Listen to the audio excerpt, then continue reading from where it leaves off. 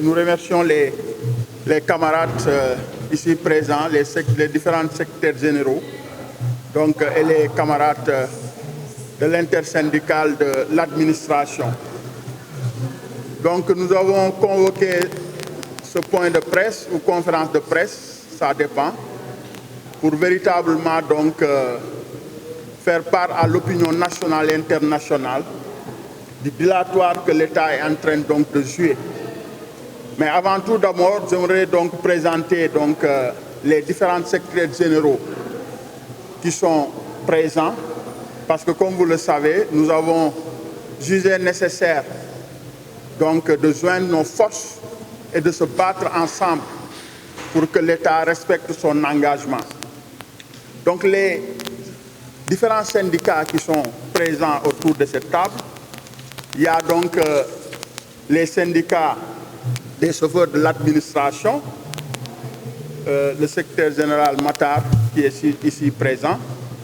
Il y a donc l'intersyndicale du secteur primaire qui est composé de l'agriculture, l'élevage et la pêche. Donc les secrétaires généraux sont ici présents, Mor Diouf de l'agriculture et moi-même de la pêche, Omar Dramé. Il y a donc l'INTJ, donc syndicat de la justice, Union nationale des travailleurs de la justice, donc présenté par son secrétaire général Mboup. Il y a donc le syndicat, le 3D 3S, le syndicat démocratique des travailleurs de la santé et du secteur social, représenté par donc, son secrétaire général, donc Sersec. Il y a donc le syndicat démocratique des travailleurs de l'administration SDTA, représenté par son secrétaire général Birama Ndiaye.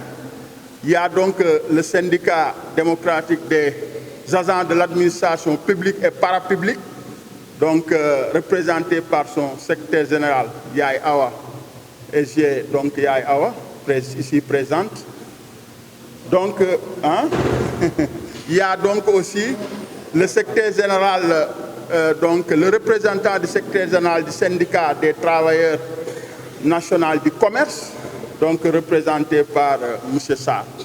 Donc c'est les syndicats qui sont véritablement, qui ont décidé de joindre leurs forces pour se battre ensemble, réunis autour de l'intersyndicale des travailleurs de l'administration. Chers journalistes, chers camarades, nous avons convoqué ce point de presse pour véritablement fustiger le comportement et le dilatoire de l'État du Sénégal par rapport au retard constaté de la généralisation de l'indemnité de logement. Vous le savez tous, depuis le mois de juin 2025, précisément le 28 juin, l'Assemblée nationale a voté la loi de finances rectificative. Et dans cette loi de finances, on a inscrit l'indemnité de logement qui devrait être attribuée à 16 000 travailleurs de l'administration.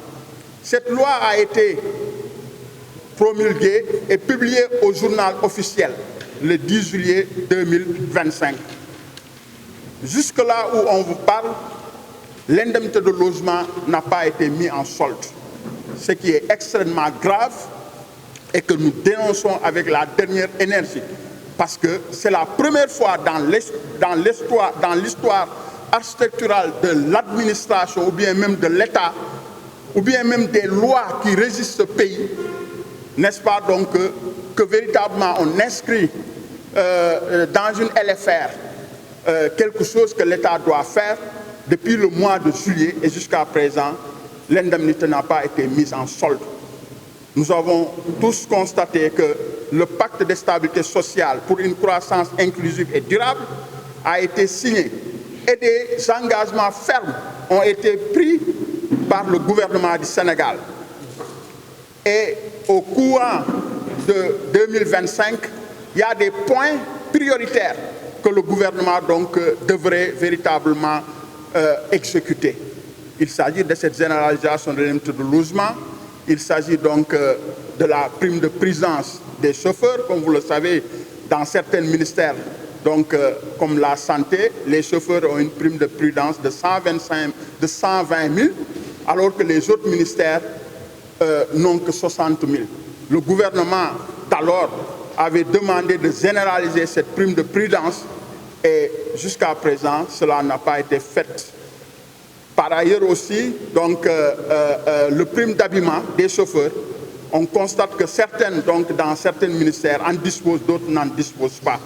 Il y a aussi la problématique donc, des contractuels et véritablement ces engagements que l'État avait pris et inscrits dans le cadre prioritaire avec même donc, les décrets qui ont été signés récemment donc, concernant les décisionnaires. Donc l'indemnité de logement était bien inscrite, n'est-ce pas, dans ce lot pour être véritablement donc, mis en solde.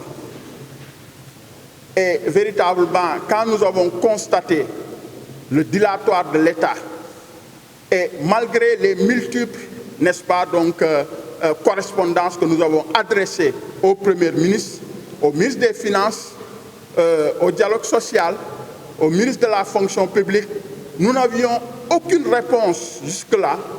Qu'est-ce qui est à l'origine, n'est-ce pas, de ce blocage? Pourquoi l'indemnité de logement, qui devrait être payée depuis le mois de juillet jusqu'à présent, n'a pas été mise en solde? Donc, l'État nous doit 5 mois d'arriéré d'indemnité de logement. Et nous demandons au gouvernement de prendre toutes ses responsabilités. Et il sera responsable de tout ce qui adviendra par rapport donc à ce que nous allons envisager de faire, n'est-ce pas, dans les prochains jours que nous allons donc le plaisir de vous annoncer pour véritablement paralyser l'administration sénégalaise. Le gouvernement sera entièrement responsable de tout ce qui adviendra, n'est-ce pas, par rapport donc à ce qui va s'en suivre. Donc, chers journalistes, chers camarades, nous constatons vraiment un manque de respect notoire des hautes autorités de ce pays. Parce que quand même, nous sommes dans une administration. L'administration, elle est écrite. Si nous adressons des correspondances, l'État devrait réagir. Seul le ministre de la fonction publique, donc Olivier Boucal, qui avait réagi donc, en nous accordant une audience, mais au cours de cette audience, véritablement aucune décision, n'est-ce pas, concrète allant, n'est-ce pas, dans la mise en solde de cette indemnité de logement n'a pas été prise. Quand nous nous sommes rapprochés des services du ministère des Finances, ils nous ont dit que tout est en place. Ils ont tout paramétré. Mais véritablement, donc, la décision de mise en solde émane de l'autorité. Quelle est l'autorité qui doit donc mettre en solde cette indemnité de logement, ou bien qui doit donner, n'est-ce pas, donc, de l'ordre, ou bien donc, pour que l'indemnité soit payée? Si c'est le Premier ministre, l'occasion fait le larron. Le Premier ministre donc, sera à l'Assemblée générale, l'Assemblée nationale demain. Il est interpellé. Nous nous interpellons par rapport vraiment à la mise en solde de cette indemnité de logement. L'État voulait une stabilité donc au sein, n'est-ce pas, donc, du Sénégal. Et il a signé le pacte de stabilité sociale avec les centrales syndicales. Mais vous avez constaté chaque fois, donc les gens, il faut taper sur la table pour que l'État puisse faire une action. Et ça, c'est inadmissible et inacceptable. C'est pourquoi l'intersyndicale des agents de l'administration, qui est composé de ces syndicats que j'ai cités donc, à l'entame de mes propos, ont décidé donc, de mettre en place des plans d'action pour contraindre l'État à payer cette indemnité de logement et véritablement à résoudre même les autres engagements qu'il a pris par rapport donc, aux chauffeurs, par rapport donc, aux licenciés qui devront être réintégrés, donc, et la problématique aussi des contractuels. Donc, chers journalistes, chers camarades, le plan d'action que nous avons décidé, n'est-ce pas, donc, de mettre en place, c'est à partir du mercredi, donc 3 décembre, nous allons donc faire ce qu'on appelle le port de brassard rouge dans toute l'administration sénégalaise. Au niveau des 25 ministères qui composent, n'est-ce pas, donc l'administration et qui sont dans l'intersyndicale de l'administration, nous allons arborer des brassards rouges au niveau national comme au niveau donc déconcentré. Et le jeudi 3 décembre, et le jeudi 4 décembre et le vendredi 5 décembre, nous allons donc faire une grève générale renouvelable au niveau de l'administration. Donc, chers camarades, retenez que cette fois-ci, nous allons passer à la vitesse supérieure.